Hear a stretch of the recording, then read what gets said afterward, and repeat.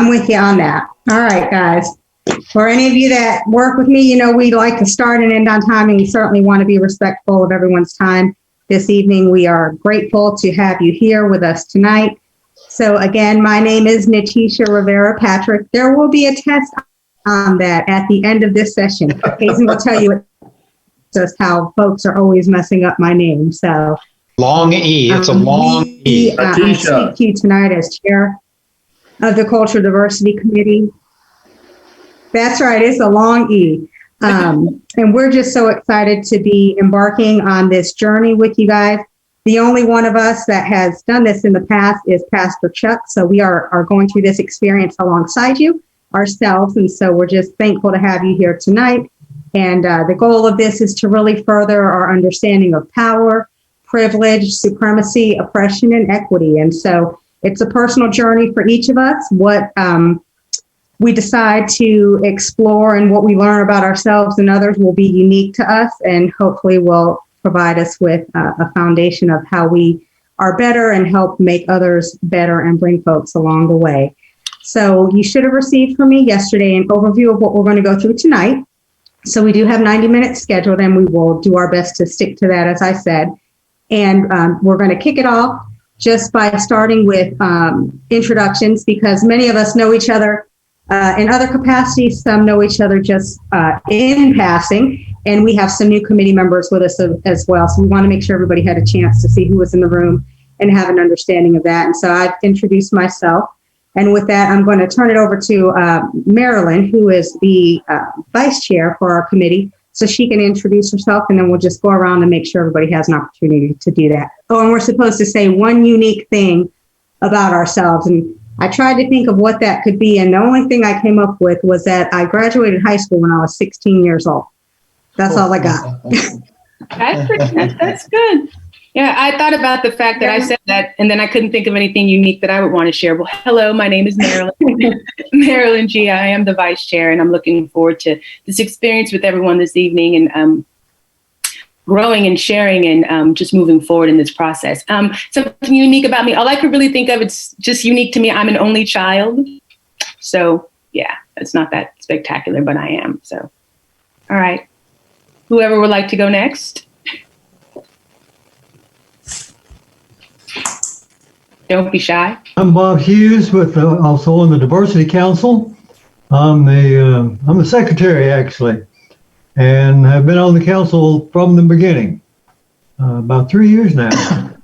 I'm fairly new to, I guess my unique part is we moved to Matthews to be close to our family and our two granddaughters. I'm Deepa Johnston. I am new to the Cultural Diversity Committee, new to the town of Matthews as of June. And something unique about me is that I am actually a first-generation American. Both of my parents are immigrants from India.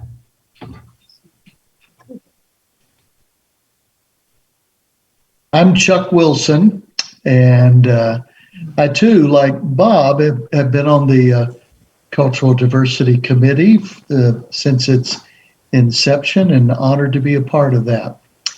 Something unique about me is that I am a Christian pastor married to a Jewish woman. Wow. Yeah, now that's a little different, isn't it? My wife is a remarkable woman. And but the unique thing about her family, we're all Jewish in terms of ethnicity, but not in terms of religious context. And on my wife's, her parents escaped Germany in 1939, and on both sides of her parents. Her grandparents' sides of their lives, their entire families were annihilated in the Jewish Holocaust. So we miss a lot of those family members. My name is Jeff Miller. Entering my 14th year as a commissioner in the town of Matthews. Like Chuck, most of the women I dated when I was young were Jewish because I grew up in a Jewish area in the suburbs of Chicago. And what might be unique about me is that I'm also fluent in Spanish. All right. See, we're learning. Well, I can go next. My name is Angela Charles, and I've been on the committee since the beginning.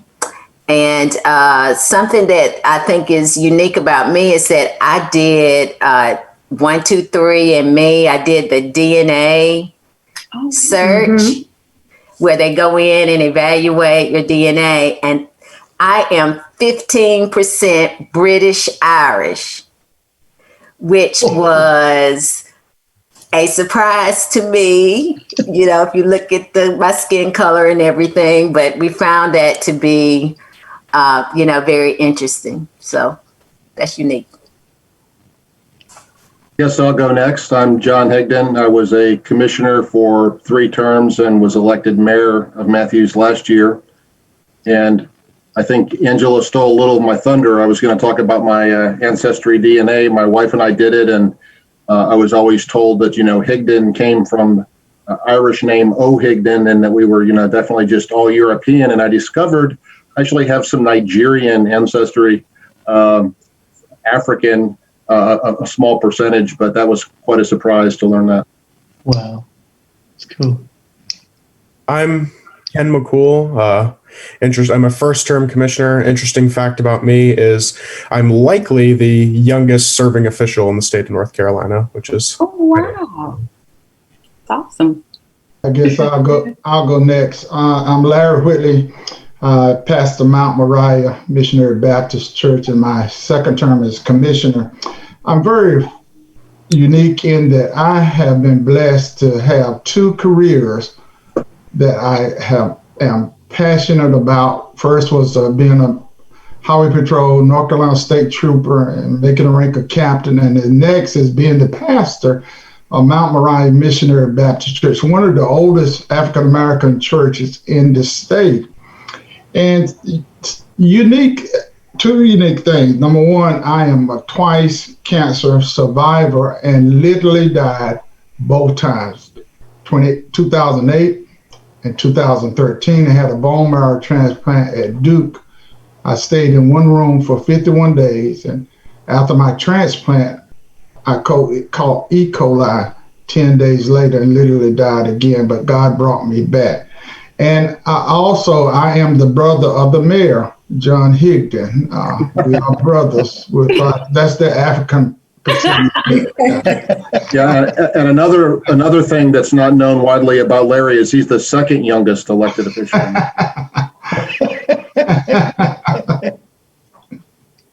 All right, who's next? I can go. My name is Ashley Coomer, and I've lived in Matthews for about 7.5 years. Sorry, not 75. And something unique about me, when I was in high school, I participated in the Veterans History Project for the Library of Congress. So we interviewed veterans from World War I, World War II, Korean War, Vietnam War. And so there are several recorded interviews that I gave that are now in the Library of Congress, and it inspired me to be a history major in college. That's awesome. Hazen, do you want to go? I'm Hazen Blodgett. I've been the town manager for over 17 years in Matthews. And semi-unique thing about me, I relearned it not too long ago, hung out with some high school buddies, and I had 8 interceptions my senior year of high school playing football. Wow. Yeah. What was your position? Cornerback, a defensive back. Yeah. I think the Panthers might need you right about now. Yeah. All right, so now I'm feeling a certain way. I said only child, and then everyone started talking about ancestry. I also, a couple of years ago, had my ancestry. There's an African ancestry, DNA.com. So I had my matrilineal lineage done. All the women from my mother going back. And so there are 3 countries in Africa that I was able to trace my lineage back. And actually, my father, any day now, should be finding out his as well. So I guess that is unique. Sorry. When she started saying that, I was like, I guess I need to mention that. That's kind of unique. All right. Oh, I'm sorry, Renee. Go ahead. I hadn't heard from you. I'm Renee Garner. I am the Mayor Pro Tem for Matthews. This is my first term serving, and I waited till last so that I would get inspired by something unique, and I've come up blank. I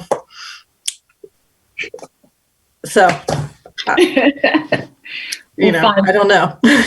You're an artist. Renee, your grandfather was a commissioner too, wasn't he? That's true. My granddad was a commissioner in the 50s for Matthews. Oh, so your legacy. Thank you, Larry. Your legacy. All right. So, Chris, are the other people speaking or no? Is that all the introductions?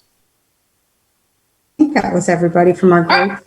All right. So I am going to jump right in and get started. Like we said, we want to be mindful of everyone's time. First order of business was introducing ourselves. And the next thing on the list is kind of taking a look at this challenge we've all agreed to take part of. So I'm going to go ahead and start the share screen that I know I can do now. Yay. I'm going to minimize you all so I can't see you unless I need to. And just to start, we already did the introduction of the participants. Now we're going to just take a look at the website. I wanted to honor the fact that I'm not sure where people are in their level of work, so I don't want to assume mastery or novicehood. We know that Pastor Chuck is the only person who's gone through this particular cycle, but there's a plethora of information on this site. So I wanted to make sure we just kind of took a deep dive to look at what's here. So as we start to orient ourselves for this first week and then the oncoming weeks, we can look at some tools and resources that are provided for us here. So I just wanted to start off by looking at the website. The official name of this challenge is the 21-Day Racial Equity Habit Building Challenge, and that is a mouthful. And I do not want to disrespect any aspect of the title, but for brevity, I will say at times the challenge, 21-day challenge, 21-day racial challenge. But what I do think is interesting, I like to say that habit building is in the title because if we all know anything about habits, there's something that's recurring. I'm a student of the 16 Habits of Mind. I know many people read Steve Covey's The 7 Habits of Highly Effective People. Like, we know that habits are not necessarily negative things, or just things we do repetitively. So the thought of building a habit to challenge racial equity is quite empowering just in the verbiage. So honoring the verbiage, but I may shorten it a bit. All right. So as we take a closer look, you should know that the 21-day cycle is broken down into 7 categories, and the 7 categories allow you to do an action every single day as you further the plan. And so there are a list of resources, and I just want to take the opportunity to look at some of those resources and then offer you some ideas and suggestions about how, as you look at your time realistically going forward and things that you're interested in, things that you care about, things that you can help build this habit, are things that you should select. And so we'll start off with read. The 7 categories are read, listen, watch, notice, connect, engage, and act. Those are the 7 categories. These 2 things here are additional areas that we'll look at. I'm going to scroll through this. The website offers its own wonderful tracking device, but I know Natisha sent out one that we generated, and it's formatted a certain way just to help with some structuring ideas for reflection, but it's completely optional. Whatever works best for you is absolutely your prerogative. The bullet points offer opportunities for things to be able to do in terms of managing the challenge. In fact, liking the Facebook actually is one of the connect items, and that's something you could check off your list if you were so inclined to do that. Excuse me, Marilyn, I'm still seeing your first slide. I don't know if anybody else. That's right. Really? It didn't jump with me? That's session 1. Not good. All right, well then let's do that. I'm glad you said something because I would have kept on going. How about that? There you go. Much better. All right. Thank you, Mayor Higdon, for letting me know. All right, so I was speaking about this information here. right? The challenge title. And then we're going to look at the 7 categories: read, listen. Okay, so I already said that, but it wasn't in front of you. So this is what I was talking about. Here's where you could click if you wanted to download the tool. We provided one for you, and we'll look at that in a moment. This is what I was speaking about. I'm sorry. Facebook page here. Like I said, connecting is one of the actions you can do for the 21 days. So that is something as simple as that. So there's simpler things, there are more challenging things. And so that's why I wanted the chance to preview. One of the more challenging things, or I should say not challenging, but time consuming, right, would be the first category of read. So read contains articles that some are very lengthy and some are not. Some are articles, some are essays. So this is the point where I would encourage you to do a couple of things. First, to take a look at the titles and see if there's anything in the title and the excerpt shortly thereafter that's interesting to you, that you care about, something perhaps that you already know about, or something you want to learn about.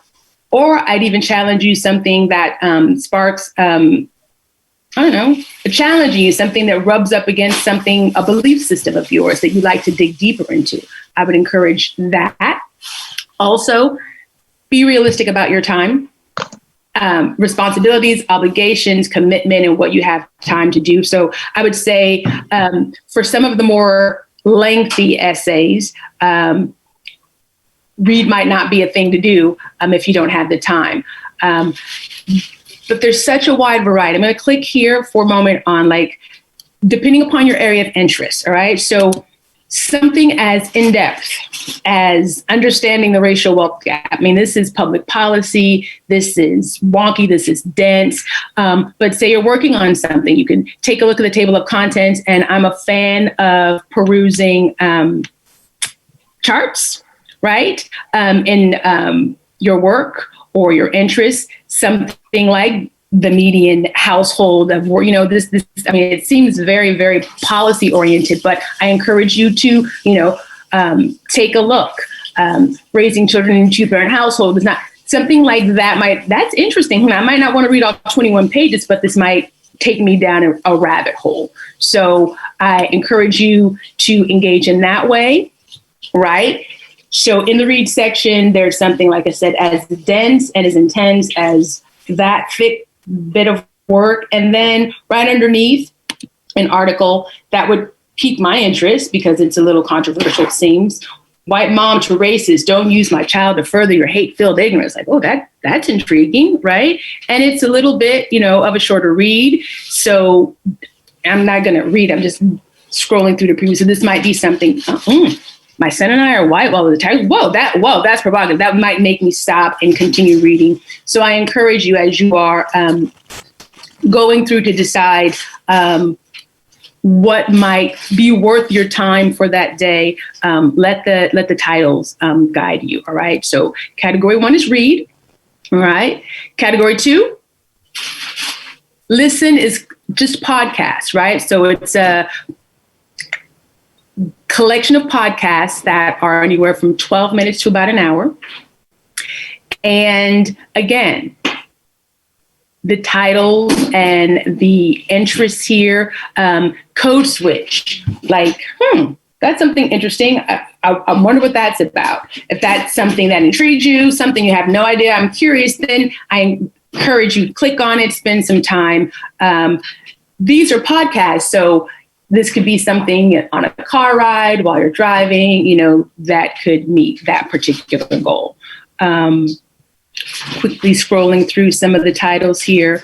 If you have an interest in racial equity issues other than just Black and white issues, there are a few things here that focus on Indigenous populations, Native population, and as well as some issues dealing with immigration and the Latino population, but they're predominantly and primarily focused on this American conundrum that deals with this Black and white dynamic.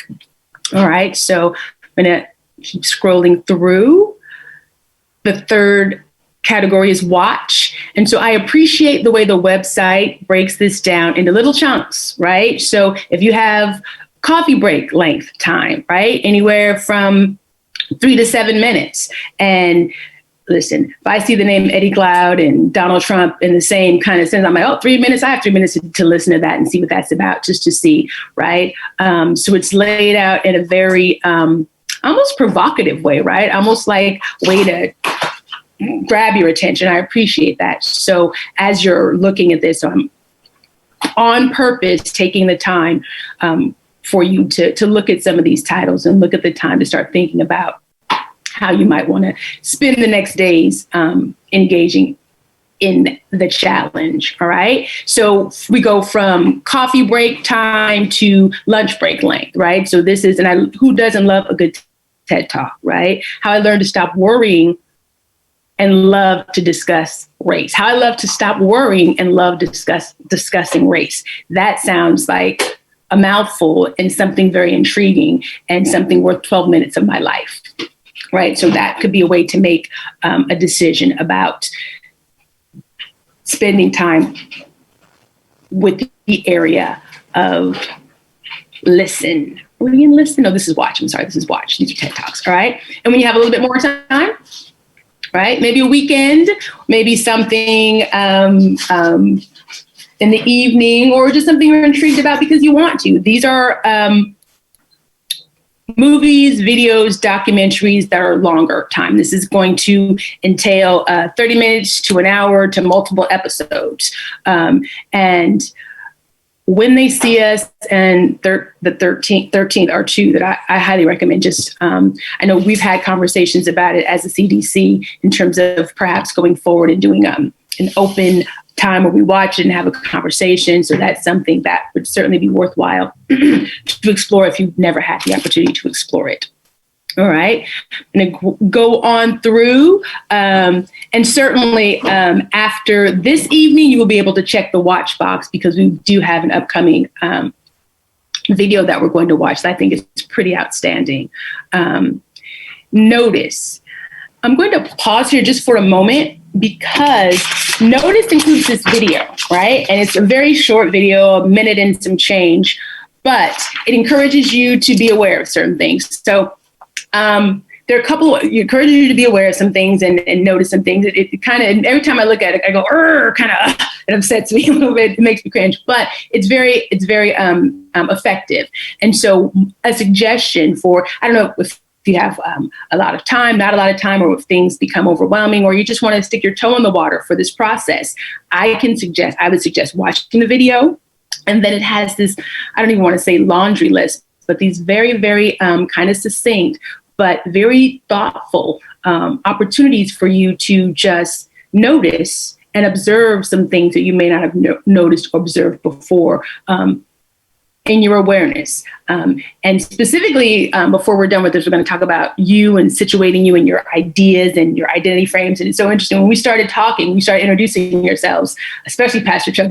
I was going to say, Pastor Chuck, slow down, save this for the identity frames. There's so much. But I mean, some of us are, just really, really comfortable with being mindful of, our awareness and things around us. And some of us are just not oblivious, but, just naive to things that are around us. So this awareness test could really kind of, sharpen your awareness and things. Then kind of as you go through your days, like, I'm watching a TV show. What is the racial mix of the main characters in the show? I never paid attention to that before. What percentage of the day am I filled with people of my own racial identity? Is this something I even need to think about? So, and then, like I said, I don't want to come across as patronizing. This may be something that someone does all of the time and something that someone may have never considered. So I'm just approaching it, excuse me, from that perspective. So I said, I'm taking a pause here because I could suggest to watch the video and then maybe do one or two of the things, over the days, if it's something you feel like you want to ease into. All right. So that's my suggestion for notice. And then connect. It's very straightforward. We live in a technological, social age where, it's quite easy and convenient to click on and follow someone. And once we go through this process, it may be something that you're really interested in doing. So they provide a list of organizations. When we start at the top of the website, that's why I mentioned the Facebook page for this. Excuse me. And literally that is a box to check. So connecting to the Anti-Defamation League, connecting to White Nonsense Roundup is actually an action that can be completed for the 21 days. All right. And then if you're so inclined, Google is our friend, and you did want to take a deeper dive, right? Go into Google, anti-racist, city, town. Who knows? We might show up. Wouldn't that be the thing? Someone goes into Google, types in those things, and CDC, Town of Matthews shows up. That's what we're hoping for as we go forward. All right. And then other suggestions. And then going on to category 6, engage. And I'm just going to respectfully suggest that we maybe wait a while, because this could be the hardest part for people new to this racial equity work. So I would suggest that, first you orient yourself, right? Maybe not try to explore engaging and acting too much until, you've had at least a week to study some things, learn some things, explore some things about yourself. But you know where you are on that spectrum. So like I said, my intent is not to be condescending or to speak to anyone if you've been doing this work, or for someone who's like, oh yeah, right. So just be mindful. I'm trying to speak to both parts of the spectrum. And with that, would come an opportunity for you to engage in some things like clarifying questions and validating others by closely listening and believing the truth and importance of what they're sharing. Sounds touchy-feely, but it's just listening with empathy and understanding, and really just kind of treating people the way you want to be treated. And I just get the sense from this group, from certainly those people that I know, that those are things we're doing anyway, but that we can certainly model those things for others who may feel a little less courageous about engaging and acting. And that brings us to ACT, which is the final official category. And acting can, be tough.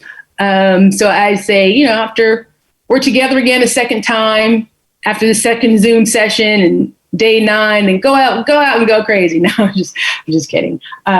But this is something, we're acting right now. So let's just be honest. We're acting by actually doing this process. But I would encourage those of you who feel comfortable enough with that second bullet. Not everyone is in a position to be able to do that. But if you are in a position, right, to interrupt racial jokes, if you're in a situation where you're in the room where something's occurring, it's quite challenging to act and to respond to that. But there are ways. Click here. Are you intrigued? Are you intrigued? But that's something that you can explore further if that's something that a way that you would like to act over the 21-day process. All right. And then this reflection deal, right? Every day is a process, an opportunity to reflect. The tracking sheet gives you that. And we're going to look at that in a moment and more in detail. And stay inspired. I love this aspect, right? Stay inspired is simply a playlist. They suggest a playlist to help you, music that makes you think of social justice and, freedom and liberty, or however you articulate it. But what I did notice was missing from this list was gospel music and jazz music and some kind of instrumental music. So you can certainly add to your own, there's some really good songs here. But so these are the suggestions. All right, now I'm going to go back really, really quickly. Not really quickly, because this is what this time is for. We'd initially spoken about some of the other resources in here, and then you may want to take some time on your own to take a deeper dive here. Some of the resources here, there have been communities near us who have engaged in the 21-day challenge. We said, Pastor Chuck has certainly done it with his church. I think he said twice. But these are some other organizations and communities, including Charlotte Country Day. And we looked at they have a really, really good plan. And we know that's close to our community. They have some really good questions and really good activities and takeaways. So I encourage you, when you are going ahead and perusing and engaging in your activities, take a look at Crossroads School. So there's some really good organizations that have done some good work and have some good information. So, here's the wonderful tracking chart that's everywhere. We'll look at ours in a moment. So I wanted to show you that website quickly since we're here, and this one as well, because I appreciate the way this is laid out. very helpful. Was this the one? Or maybe this wasn't the one. Okay, so this isn't the helpful one. So I don't need to worry about that. This one that was good. All right. Well, my intention was to make sure we went through the entirety of the website to such a degree that when you were going through this on your own, you've seen it, you've experienced it. It's not just something new to you. So that was that piece. That was that portion. And I hope that was time well spent. I'm going to continue on with the shared screen because I talked about this tracking tool, right? And the one that's on the website is very straightforward, and you are not committed to this. It's just, I did this for two reasons. For one, I felt the days 1 and 2 and 3 weren't attached to dates. And so once we actually knew that we were starting on the 3rd, and so the dates would line up, I did that piece. So, right. So there was just that. Of course, I just put the CDC's name on it. And I was hoping to be Word document, something you could type on and you could, be online and interactive. And I don't know, I think the PDF version was sent, so that may not be terribly beneficial. But my intent was for whatever piece of information you were exploring that day, that it was something, like I said earlier, something you were gravitating toward because either you know something about it or you want to know something about it or you've learned something about it. So it is not conditional that all 3 things are met, or, just a way to structure and kind of help you focus on selecting something that would be interesting and then documenting that thing. So that was the only intention with that piece that I wanted to share that was sent to you. All right. I'm going to all right. So transitioning to tonight's Zoom session, specific focus, and the next 7 days. I'm going to challenge you during this challenge and this evening to focus on you. All right. Talking about issues of racial justice and privilege and racism are uncomfortable. And we know that it's an open forum, so we want to be mindful of everyone listening and all of those things as well.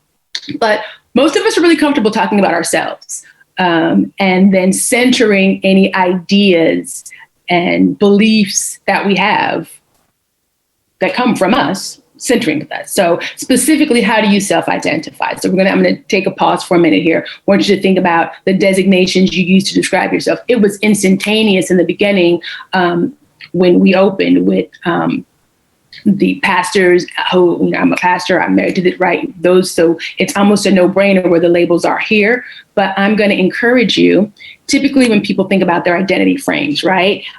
We can be very generic, right? Name, nickname, the season I was born, the city I was born, the state, country, gender, education level. Those are identity frames, things we would check on a box, things we would write on an application or whatever to say who we are, all right? And then there's those other things that are a little more esoteric, a little more conceptual, like our dreams, our hopes, our intuitions, right? So I really want to, as we start to try to cultivate these habits, have these conversations, notice these things, make these changes. I want to encourage you to anchor yourselves in yourself. So who are you? What's your identity frames? I call them your ifs, your ifs, your identity frames. So 2-3 minutes. I don't have my timer. I have to grab my watch or something quick, not too much time, but a couple minutes, because I do want a couple people just to kind of not share out. Well, we kind of heard a bit, but I wanted Chuck to pull back what you were saying before, Pastor Chuck, is what I would want to come after this. But honestly, just a couple of minutes to focus on your identity frames, because you're going to use these. You're going to use these tonight. You're going to use these for the upcoming week. You're going to use these for the upcoming 21 days, I would hope, for your lives, if it's something you intend to continue. But certainly as your anchoring point for tonight and for this first week work. So go ahead. I'm going to give you a couple minutes to jot some things down that you would consider your identity frames. All right. On my phone.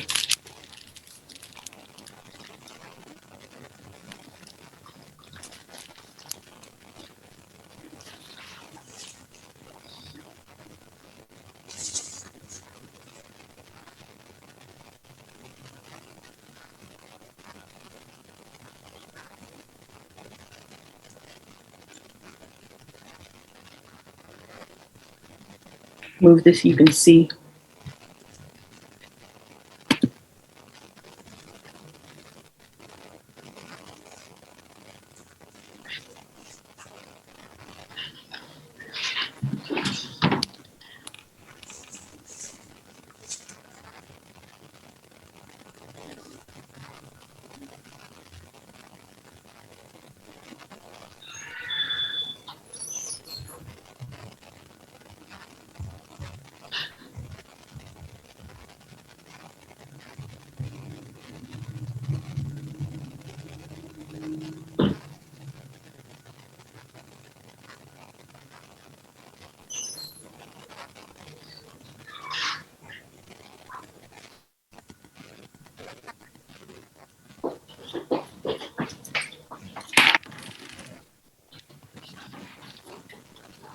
All right, 4 minutes here.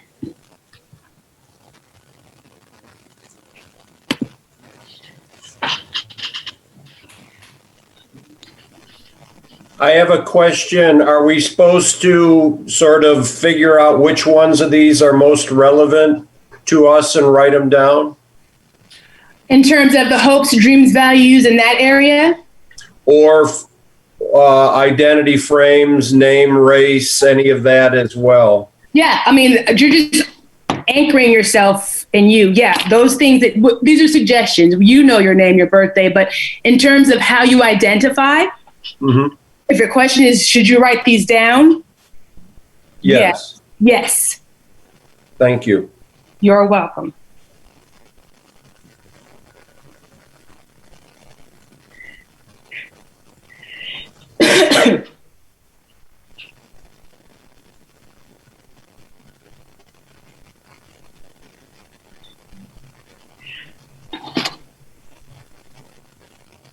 And certainly, you know, I mean, now that you ask the question, I think about it is like, well, I know where I was born and I know the city I was born in, so I understand that. But just to see those things, because as you come across things, and I don't know, someone says something about, it would trigger you anyway, but about your birth city, or if someone makes a comment about being born in the winter time and the significance of that and what that means, and you may have never thought of, well, the season you were born as being a significator for your identity frame. So, you know.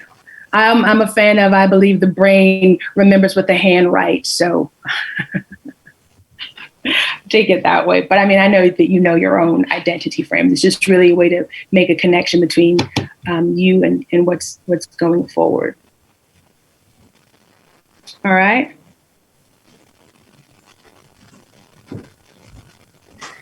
So this is, you know, kind of like intimate work we're doing. It's not the most intimate of environments, knowing that, you know, it's open forum. But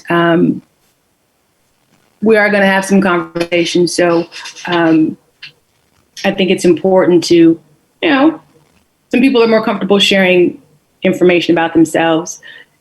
The most important thing is not about sharing per se. It's about just being aware. And I want you to surround yourself with your ideas about things. Like, I'm just not sure, not about in a self-absorbed way, but just really being cognizant and present about what you think and how however you define yourself as, you know, if as a woman, or your education level, or whatever that thing is about you that comes to the fore when you're looking at information and you're taking it in and making sense of it. I just want you to be aware that connection's happening, that thing is happening. So yeah, I don't know if that sounds kind of out there, but that's the intent.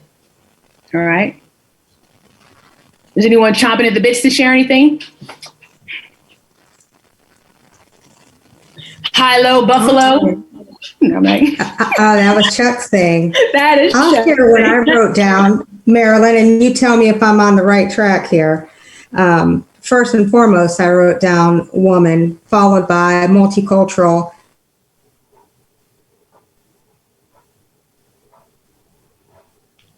That was your period, end of sentence? Did you Lifelong learner and inclusive.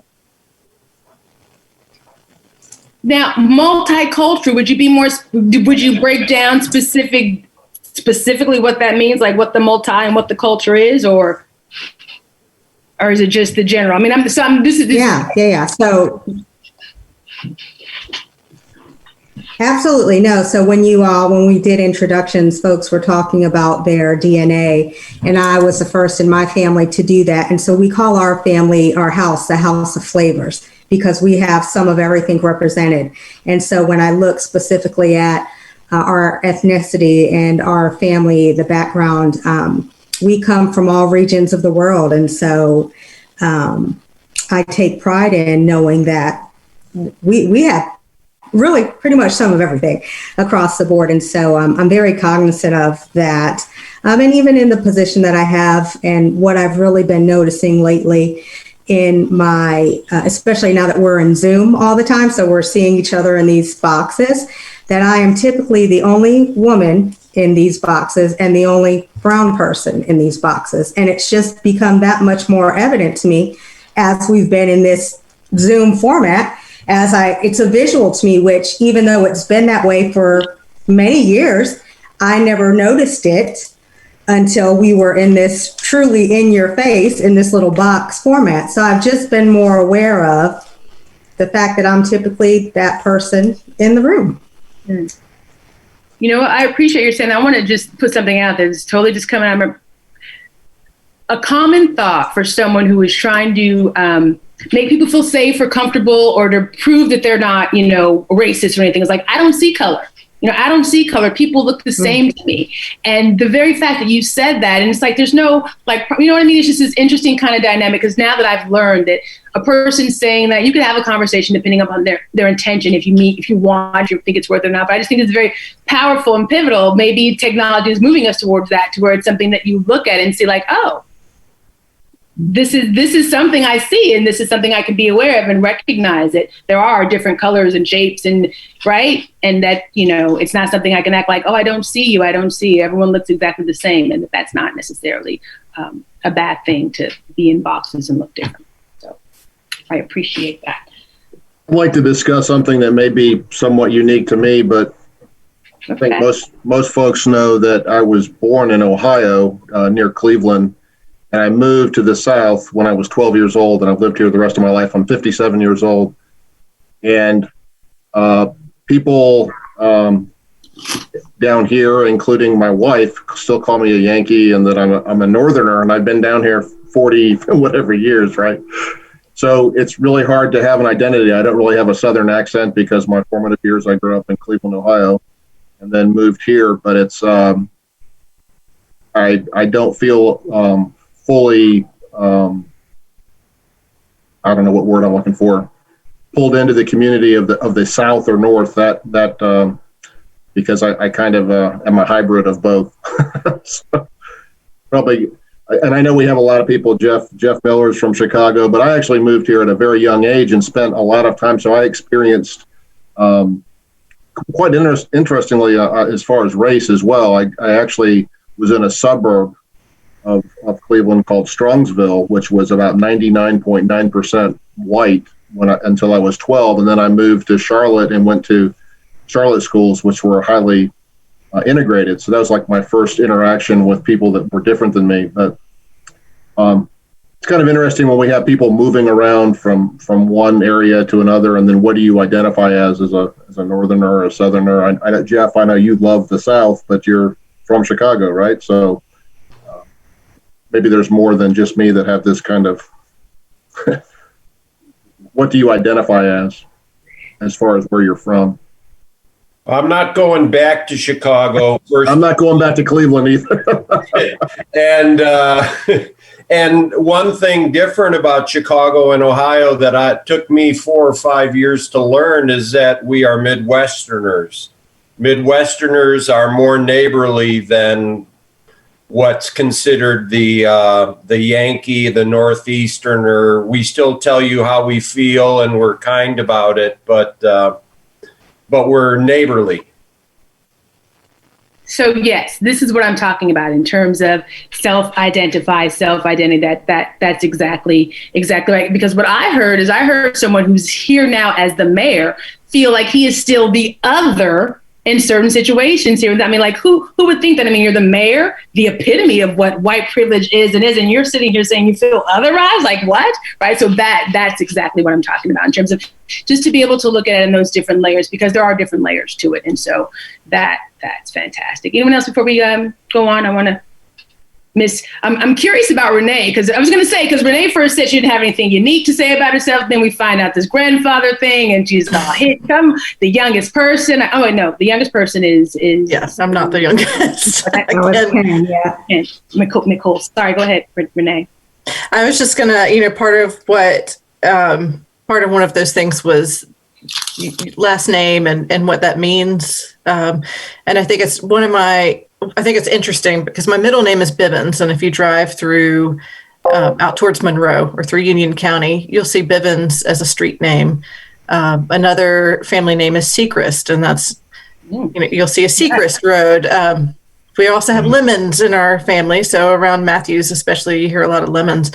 So you would think that as somebody with these connections of a family, that I definitely feel rooted here, but I don't really know what those names mean or what they equate to, or really have any other connection besides seeing them on our family tree.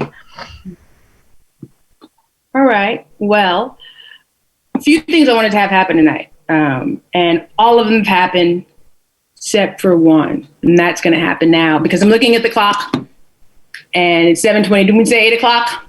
Right? 8 o'clock is when this thing ends. And this remarkable episode we're going to watch. If I talk too much, I'll talk over it. So I don't want to talk. So I'm going to go ahead and you read it. It's on the Zoom thing. So I don't have to say what it is. The uncomfortable conversation. So I had some things written down I was going to say, but so I'm looking at the clock and I want to make sure we have time to watch it and then have time to have some conversation because I think it is pretty transformative. And yeah. All right. So let me get my Zoom together here behind the scenes. So can we continue? You want to go somewhere? Do I want to continue or go somewhere else? I'm sorry. Because can I tell who I think I am? He's about to show a film. Oh, okay, no problem. We can definitely talk about it after. I just don't want the time to go away. No, go ahead. Okay, I appreciate that. All right, so let's all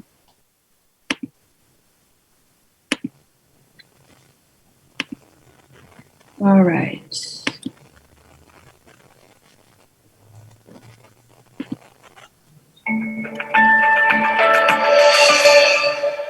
Hello, everybody on Apple TV Plus.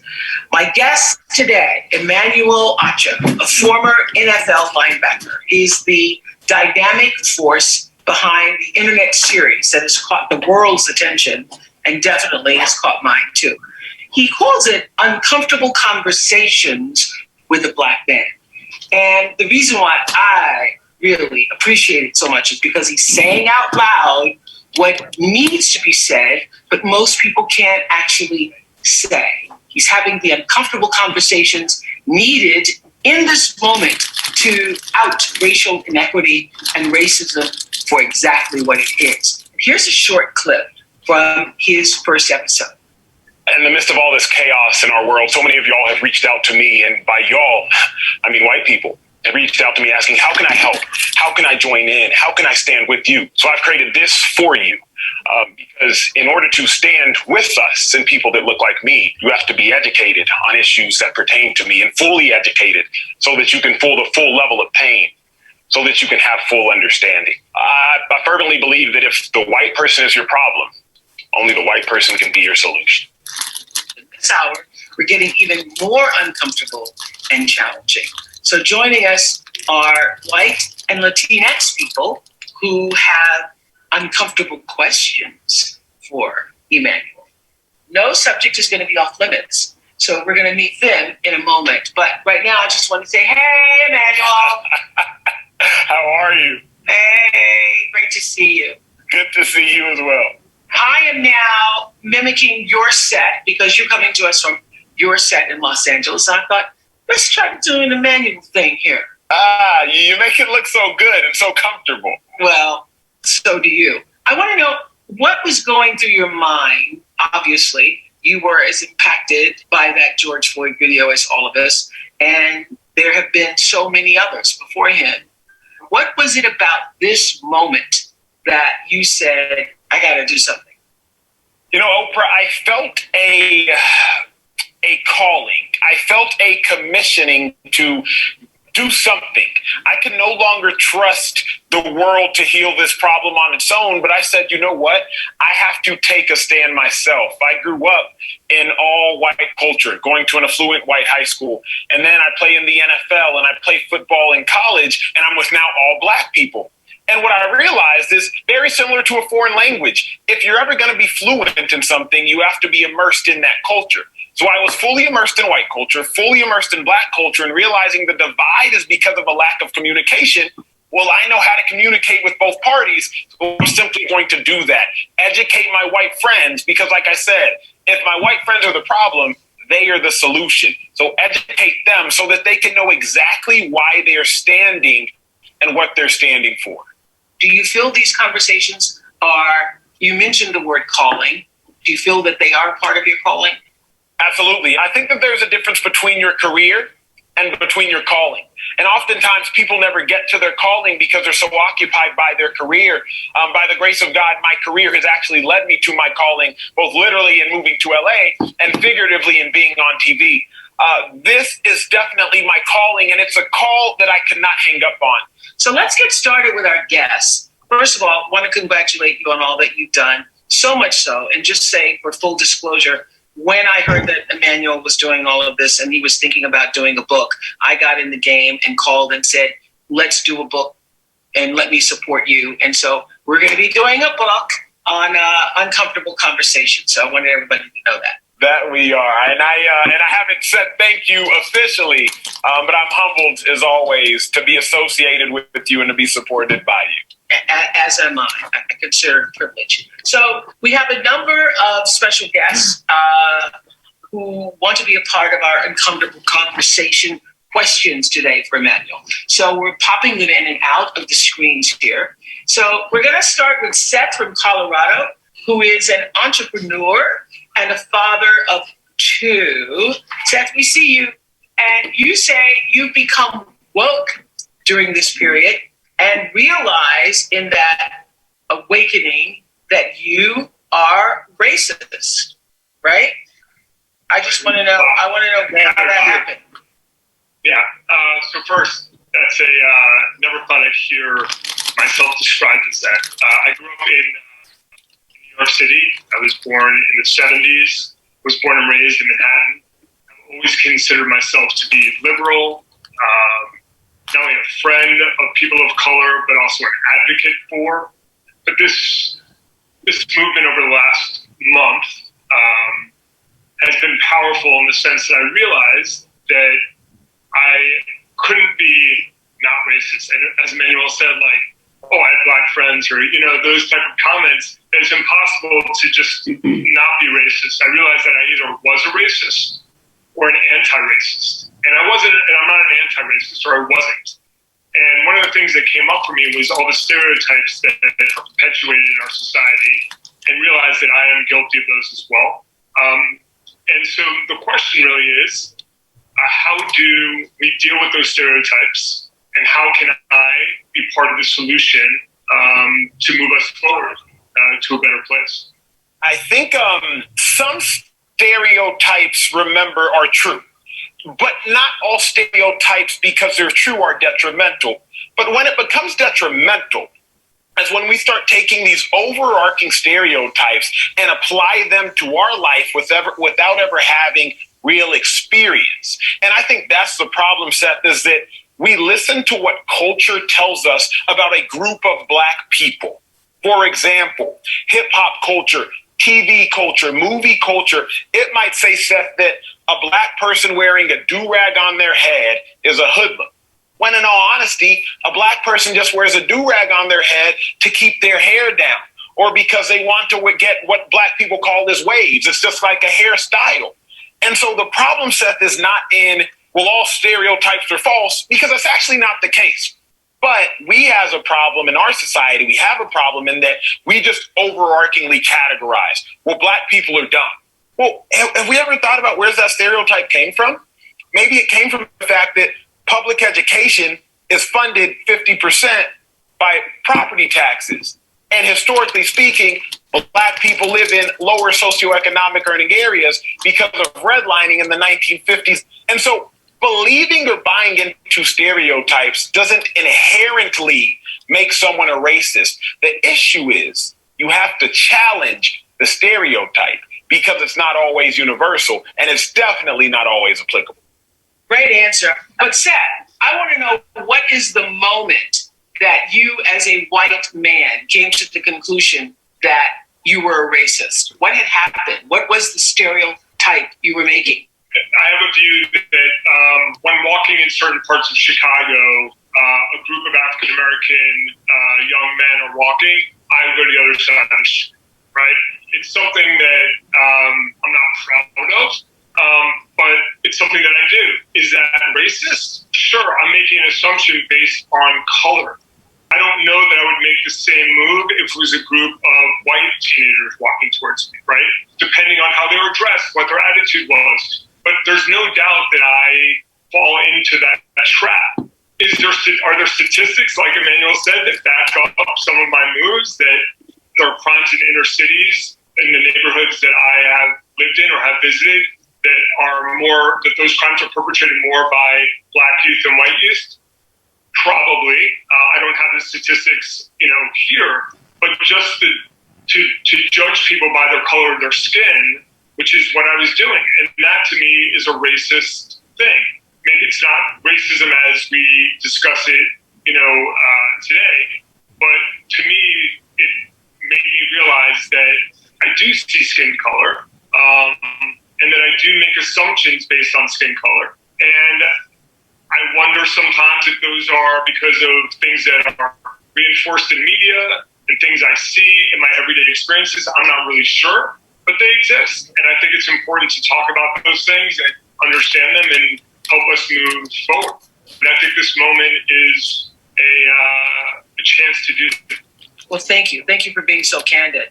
Lisa from California is an executive and mother of three who's questioning if her own unconscious bias has done damage in the workplace. It's rare to hear anybody, an executive, willing to speak publicly, Lisa. So we appreciate that about this issue. So thank you. How has your unconscious bias shown up in the workplace? I think as a leader, as a decision maker in a large firm, and having worked in corporate America from our entire career, have I been that person that a resume's come across my desk that had a Black sounding name on it versus a resume that came across my desk that had a white sounding name on it? How has it affected my behavior in hiring practices, in having a Black person on the team maybe not be the one that got promoted because of biases that I have? I grew up in a small town in Minnesota, and I wasn't exposed to diversity.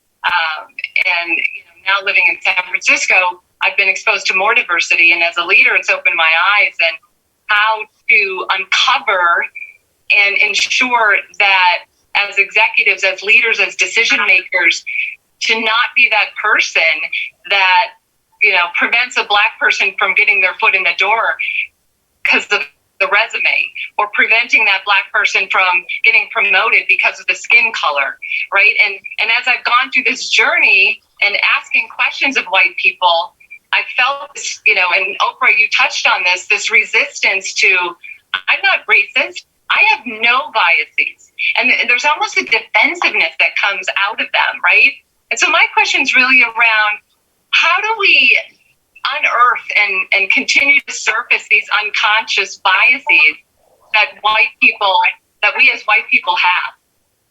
Yeah, Lisa, while you were talking, I was both proud, number one, that you would acknowledge maybe a fault of your own. And then I was also heartbroken because it's just a reminder of the plight and the struggle of being Black in America. But let me go back to being proud. I will say this. You acknowledge the fact that on average, studies show the person with the Black sounding name as opposed to the person with the white sounding name. That person with the white sounding name, twice as likely to get a job, equal resume, over the person with the black sounding name. I appreciate you acknowledging that. Manuel, not only appreciate, I will have to say, first time ever in all of my discussions about race over the years, I've never heard a white person actually admit that names that are black sounding or acknowledge that that is actually going on. So I applaud you for actually saying what is true. That actually perfectly segues into, you can't fix a problem, Lisa, that you don't know exists. And that's our issue in society. We refuse to acknowledge the existence of the problem. I was saying denial, Denial. Don't even know I am lying. And the problem is, so many people in America, and by people, again, I mean white people, so many people don't even know they're lying. There's so many top level executives that are like, I'm not racist. That's not me. That has nothing to do with me. I admit people equally. I don't even see color. Honestly, I will hire a black sounding person just as, and that's just not the case. So how can you fix that? How can you change that? You first have to do what you've already done. Address the fact that there's an issue. Now I think you have to take the next step. And what is that next step? Now you have to educate yourself as to, does a skin color have anything to do with execution of a job? On paper, I'm a 6'2", 240-pound black man that played in the National Football League. On paper, I am a dumb job. If you were to let the world tell you I am good for nothing but tackling somebody, but if you actually got to know me, you would understand, oh, wait a second. This guy's the son of 2 doctors and has 2 degrees. Maybe there's more that meets the eye. So I think, Lisa, you have to challenge yourself as an executive to say, you know what?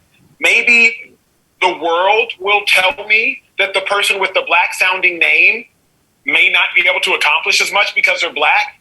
Diversity and inclusion is the best way for those things to occur. Thanks, Lisa. Okay, we have a question from a woman who didn't want to be on camera. And she said, my people have survived the Holocaust. And this was only 70 years ago. But we figured it out. Why can't black people? We're not asking for reparations. You know, I've read about the sentiment, Manuel, from other marginalized communities, and I know you have something to say about that. Pardon my facial expression. I don't know if you can see me when you ask that question. Here's the thing, Oprah.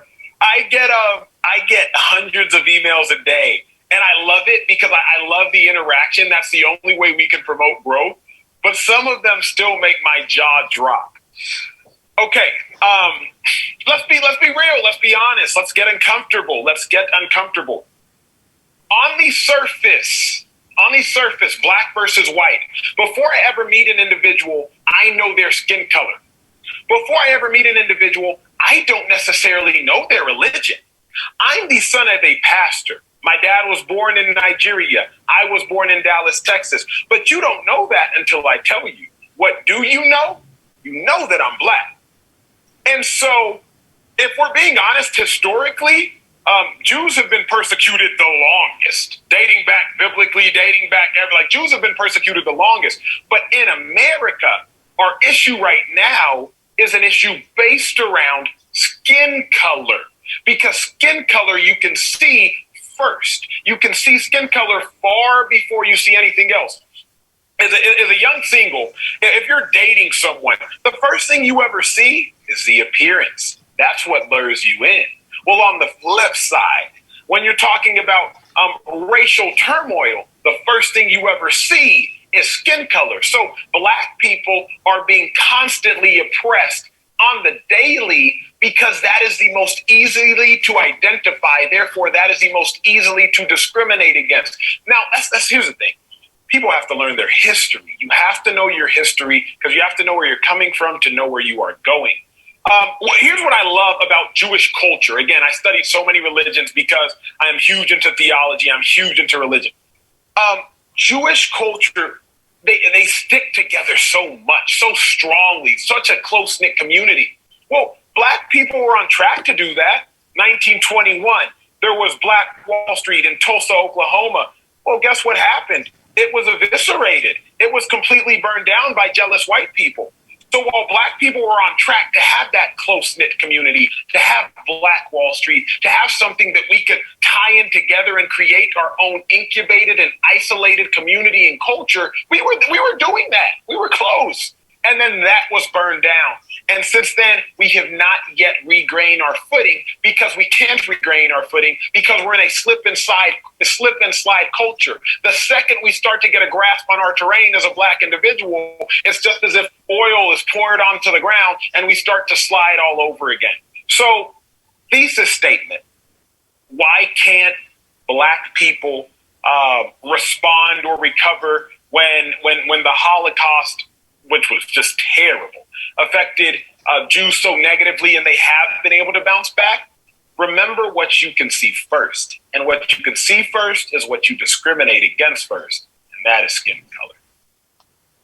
Well, I can see why she didn't want to be here. Oh, damn, okay. She's seen your face, okay. Sherry from Florida. Sherry's a mother too. Her son listens to rap music. So go ahead, Sherry. I love this question. Thank you for hosting this really uncomfortable conversation. It's very eye-opening. So my son loves rap music. He knows a lot about it, listens to it constantly. And as you've discussed before, it says a lot of the N-word in it.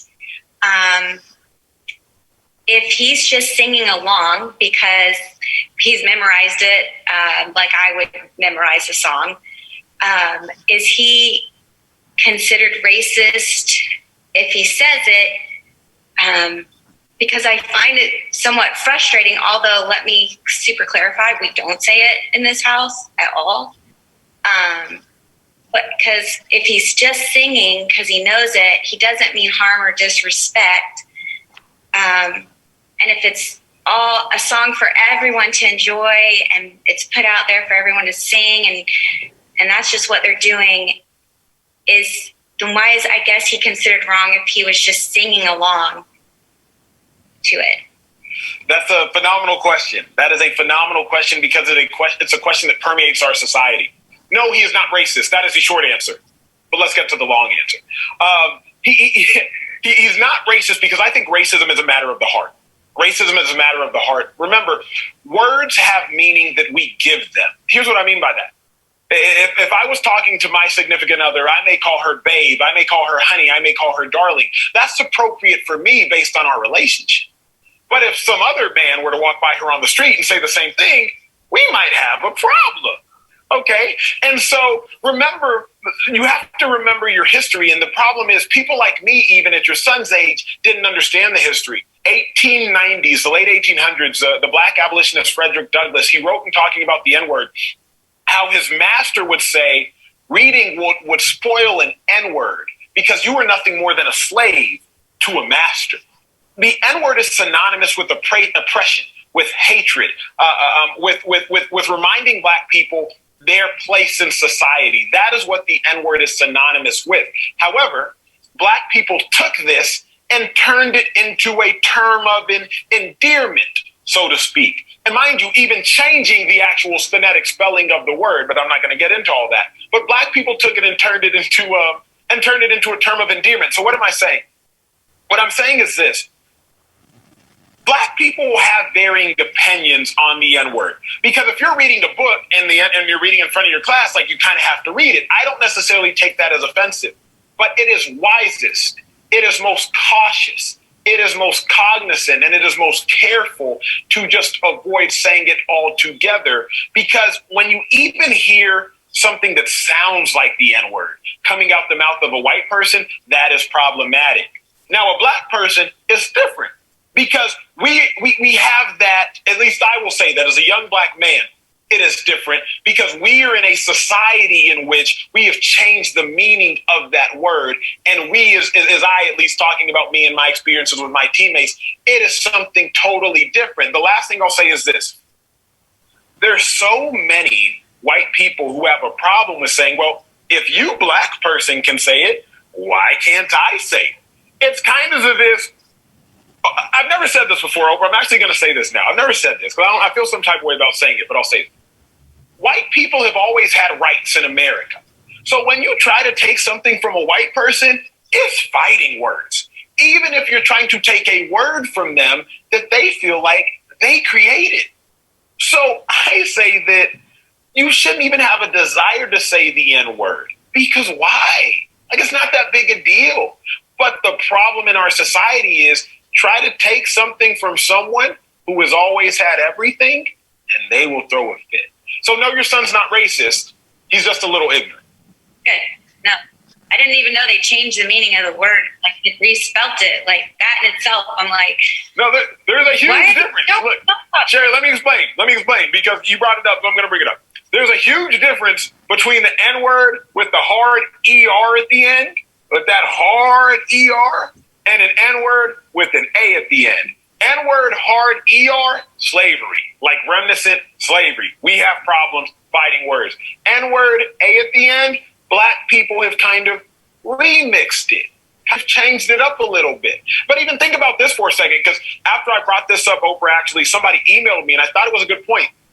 Remember in history, biblical history, Old Testament history, whatever, remember the Romans would put crosses as soon as you were to enter a city. There would be crosses, and people would be on there just reminding you of, like, hey, we don't play. Our Roman soldiers do not play. Remember, Christians have now kind of remixed that to the point of, like, we will rock a cross and even put some diamonds on it. Something that was a terrible thing back then is kind of now changed the meaning of. And so I got that in an email, and I was like, oh, that actually makes some sense. I'll use that. So anyway, yes, there is the difference in the meanings of. I didn't even know that.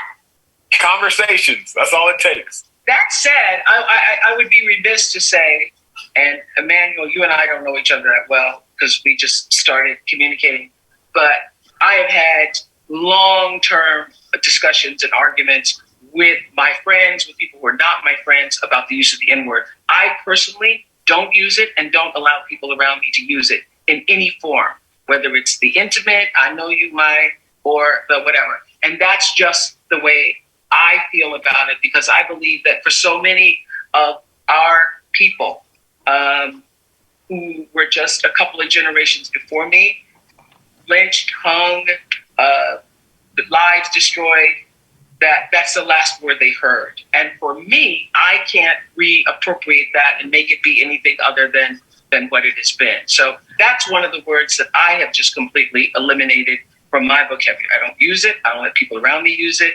And, you know, I'm old school, so I accept that I'm old school. Seth, you were raising your hand because... I have a question for Manuel about, he said something that I sort of don't really understand. He said something to the effect that white people as a group have always had power. And there's plenty of white people, and yes, true, white people are in power, right, for the most part, and built this country on the back of slaves, and those things, the history, I understand it very well. But not all white people have power. There's plenty of poor, working class white people.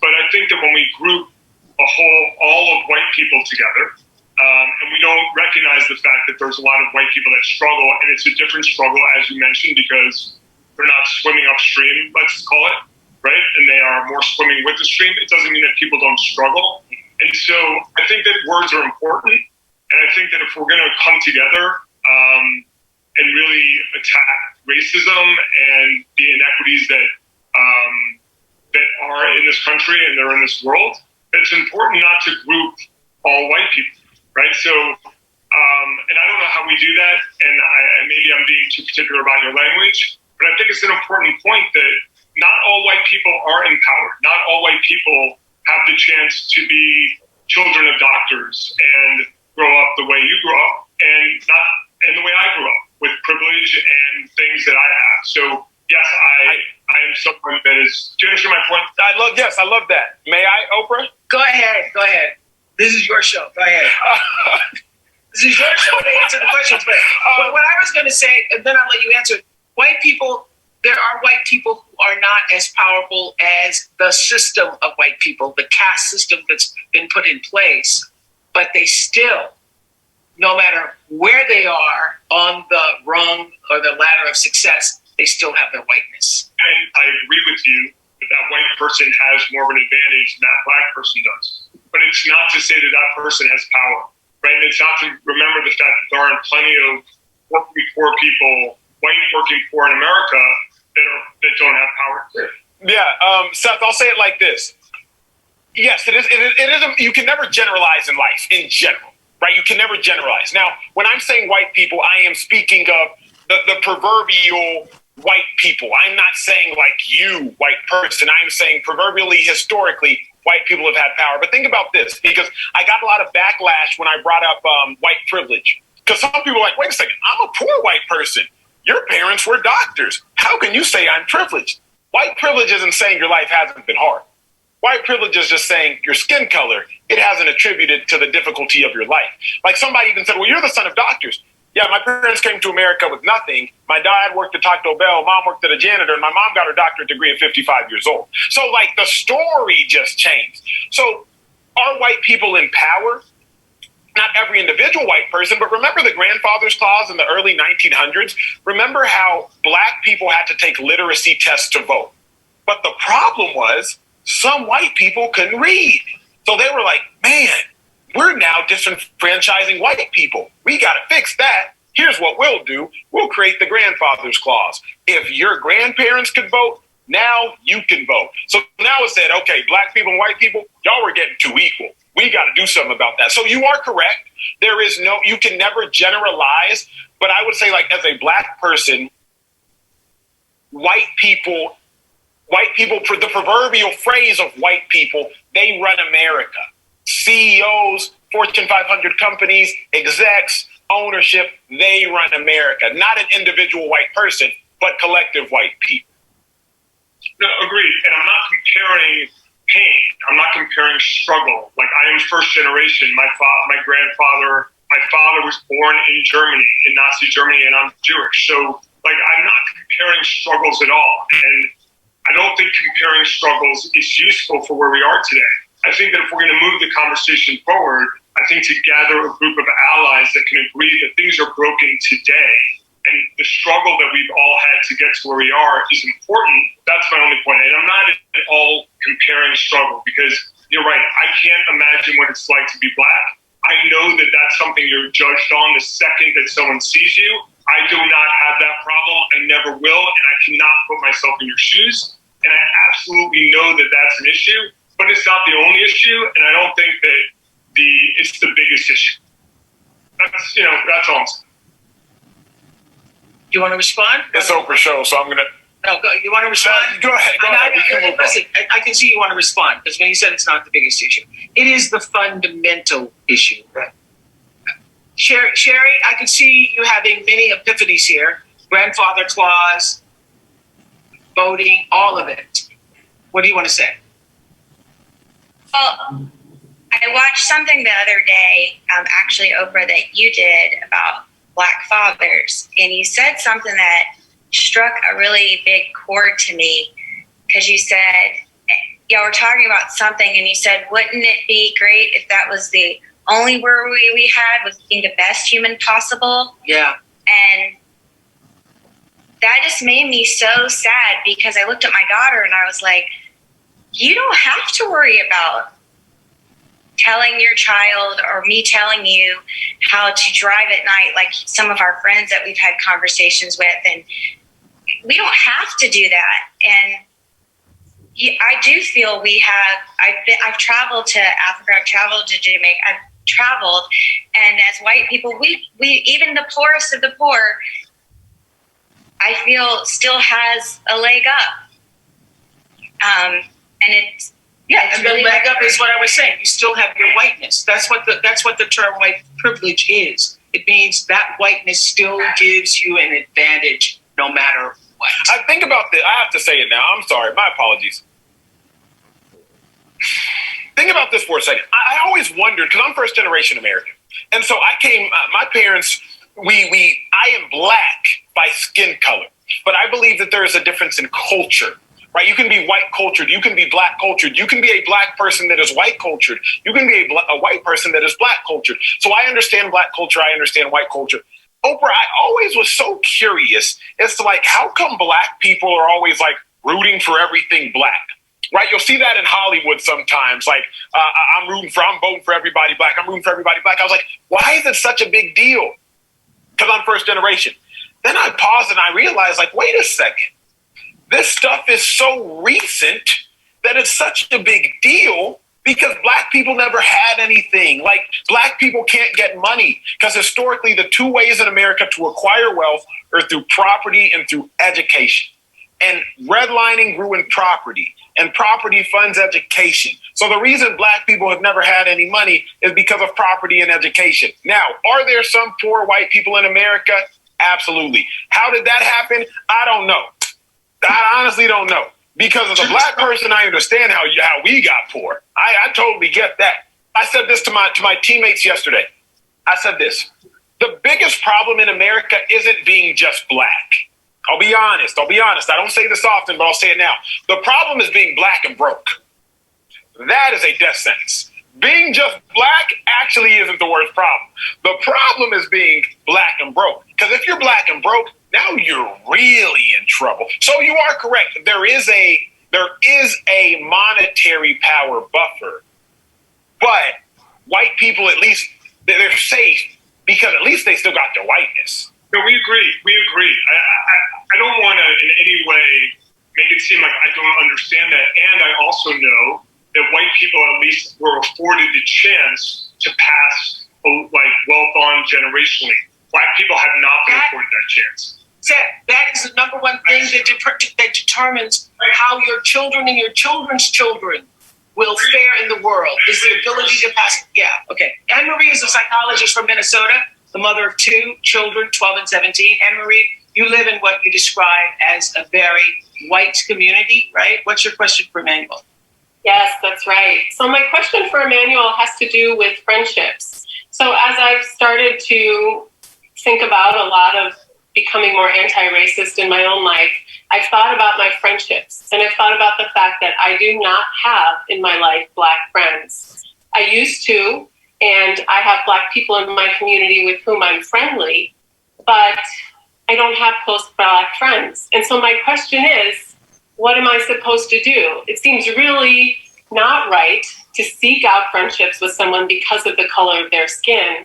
Yet I'm still in this place of I live in this white community and I don't have Black friendships. And I think that question plagues me. My Uncomfortable Conversation series, it was birthed out of a conversation and a question you just asked me. I was sitting down at dinner with a white couple and they said, well, Emmanuel, I don't have any Black friends. What do I do?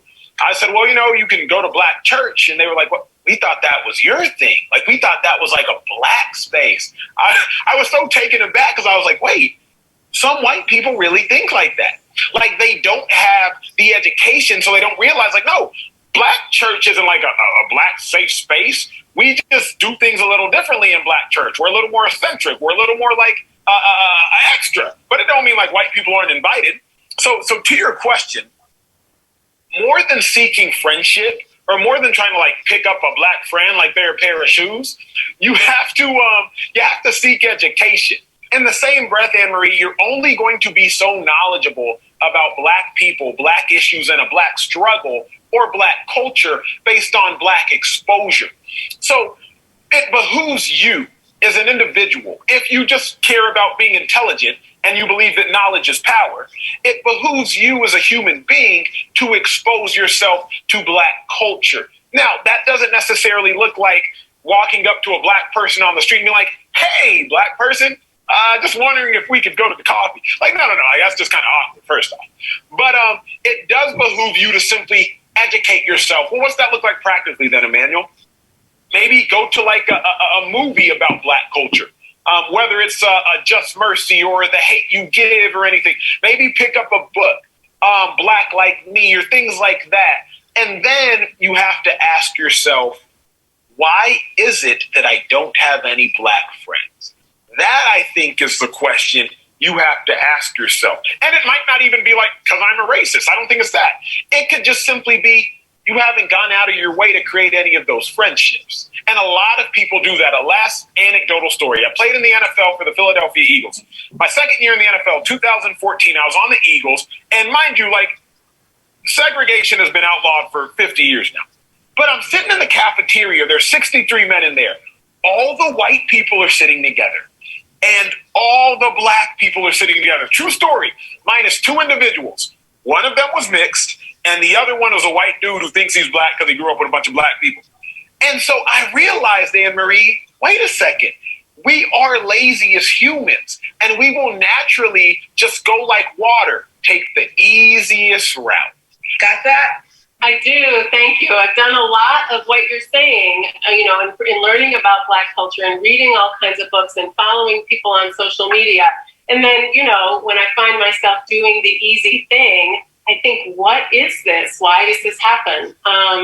And so, yeah, I appreciate what you're saying about exposing myself even more, like put my body where Black bodies are. Yes, that's the thing. Like, if you're not careful, you'll just find yourself. Here's what I told my friends with their white children.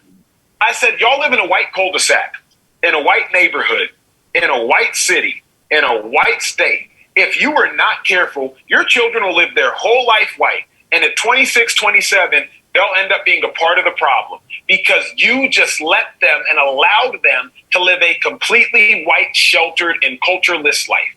And the problem in our society, we're so close-minded. We assume that our experience is every experience, and we have to challenge that. You can only challenge that through talking to, understanding, and learning about other experiences. Fantastic. We have so many more uncomfortable questions for Emmanuel. We're going to end part 1 right here. Literally in part 1 right there. All right. So I see we went over a little bit, but I wanted to get that in. And I had planned, of course, conversation before, conversation after. But I mean, the most important thing, I think, is our conversation, our experience. So if what I had to say and what I wanted to do is pushed off in lieu of the things that were shared in this experience and things that we can do, I'm completely okay with that.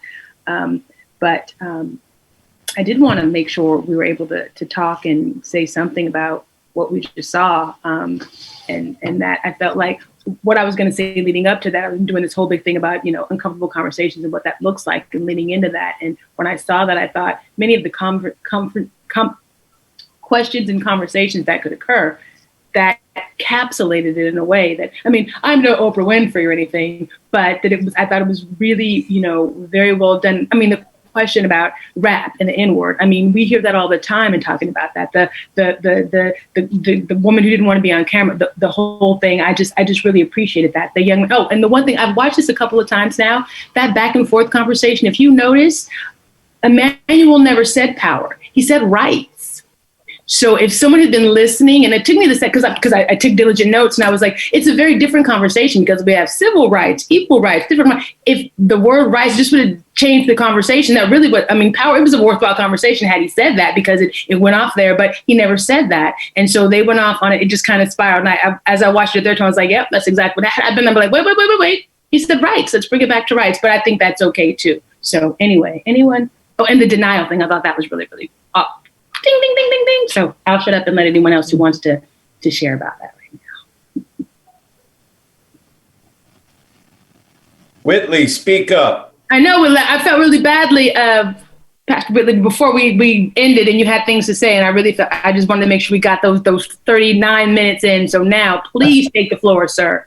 No, I was just, it was a good video, and it just brings to light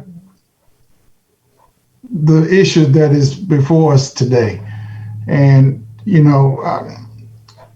I can truly say Pastor Chuck and I have confronted this for the last 4.5 years. We are not afraid to say black or white, and a lot of things that our congregates are doing together, having black friends, white friends, and breaking bread together. And the more you talk about race, the better you get. It's uncomfortable, but each time you talk, the better you understand each other. And and the more you talk, you find out we don't have that much difference. We have more in common than we have different.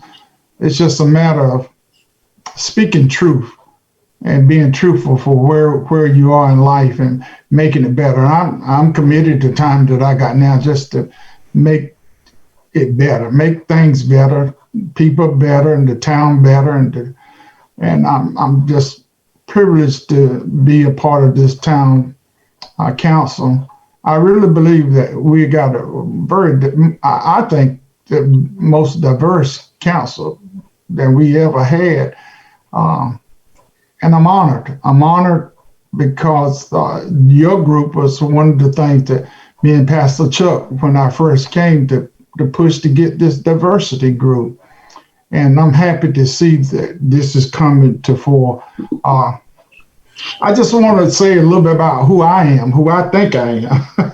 Yes, sir. I carry a lot of titles.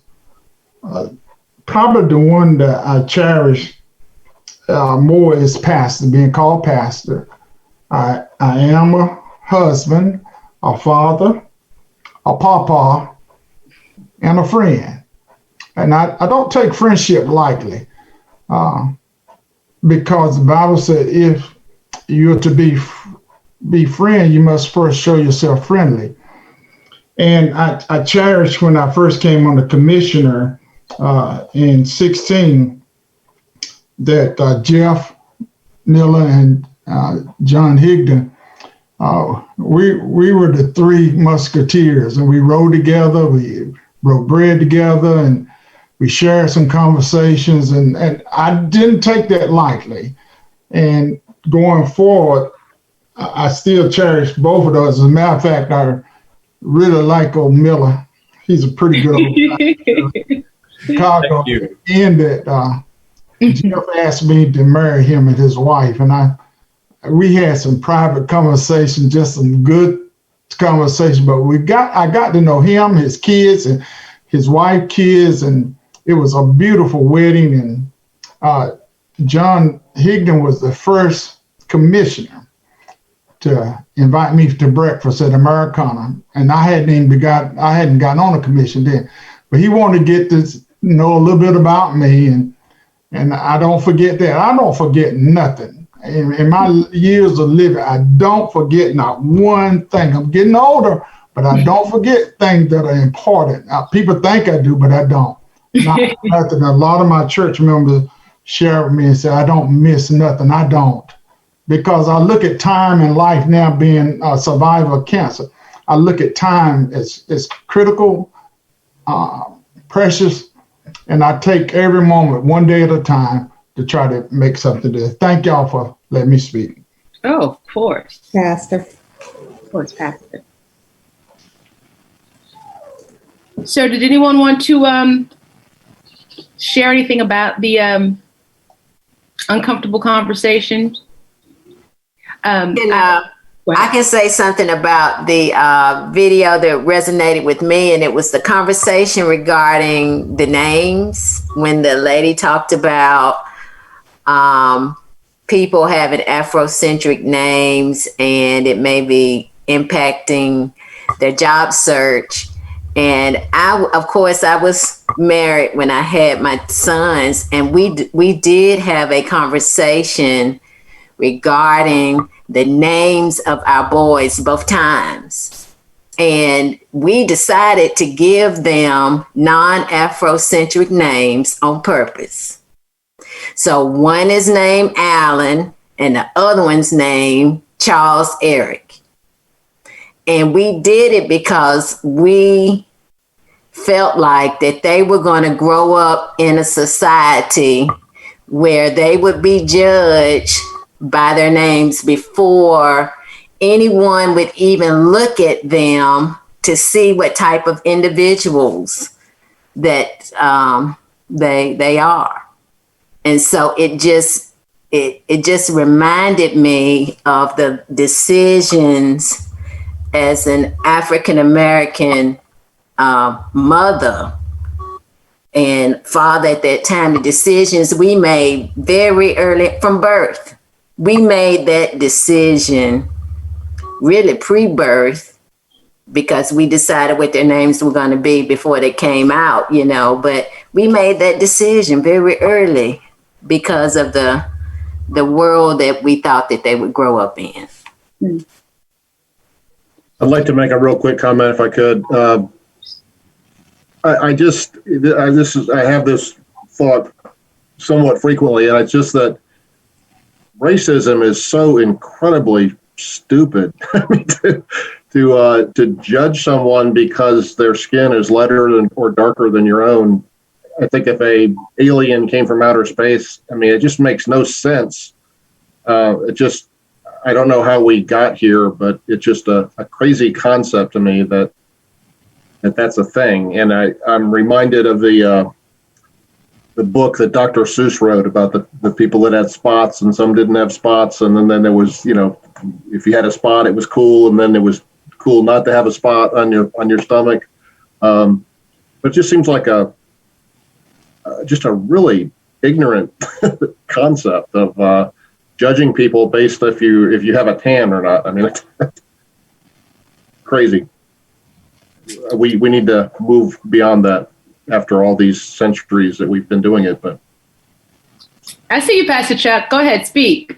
I just want to say one thing, everybody. If you haven't seen this, I want you to go on YouTube. Do you all remember an old band many years ago? Some of our wonderful young people won't. A band called Sly and the Family Stone. Oh yeah. And yeah.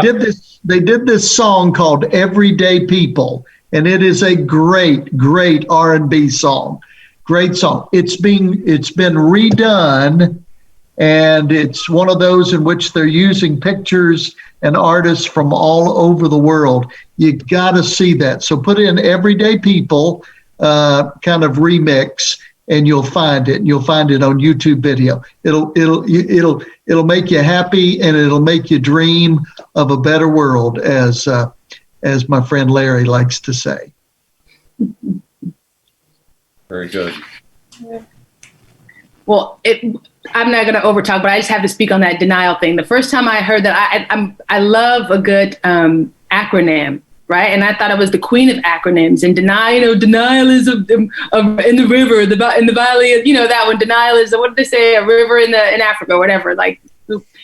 But denial, don't even know I am lying. Since I've watched this the first time for this, I think I've had that epiphany or said that, or that's been something that's rang true once or twice or 30 times since I've heard it. I just think that's really, really powerful, that if you demystify it, it's not intentional. You don't know what you don't know. And I just think reframing that concept of denial in that way, whatever the actions are, I just thought that was one of those aha moments for me. And I thought that was pretty cool.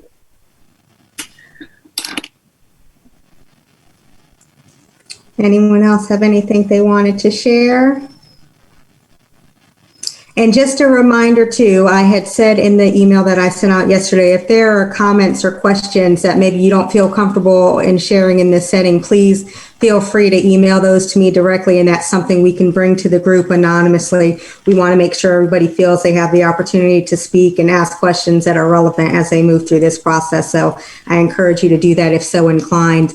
Other than that, after this session, I will send out an email with some syllabus suggestions that you can utilize over the next several days if you choose to. So at the front end of this, Marilyn talked about and walked through each of the opportunities as we look at that 21-day check that you have to out there looking at read, listen, watch, all of that. And so we certainly encourage you to click on things that are of interest to you, and then also wanted to provide you with a more formal structure in the event that, even just for sake of time, sometimes it gives you an opportunity to go in there and get something done as it relates to this. So I will send that out. And then when we come back together next Tuesday, I'll do the same as I did this week. On that Monday, send out kind of an overview of what to expect in that next session so that we're prepared. And we will, we didn't go too far over today, but I certainly appreciate your time and attention and willingness, because we certainly want to make sure people have the opportunity to speak if so inclined. That's the purpose of this. So If you think of things in the meantime, same, don't hesitate to reach out, but I hope you feel that your time was well spent. I'm certainly glad to be sharing in this journey along with you guys, and look forward to what this next 6 or 7 days is actually like for you guys. So look forward to coming back together. Thank you. Thanks, you, everybody. Natisha. Thanks for being with us on election night. Blessings. I know, Have a right? good night. Oh boy, back to that. Bye. Back to reality. Bye-bye. All right. Love you guys.